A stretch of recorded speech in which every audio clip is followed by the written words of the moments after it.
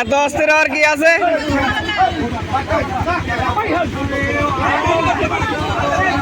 জানতো ভাই জানতো ভাই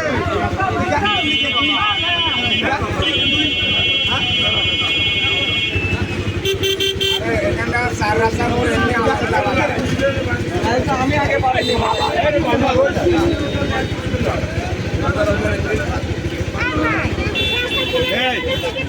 আরে জামটা ছাড়াই না কে?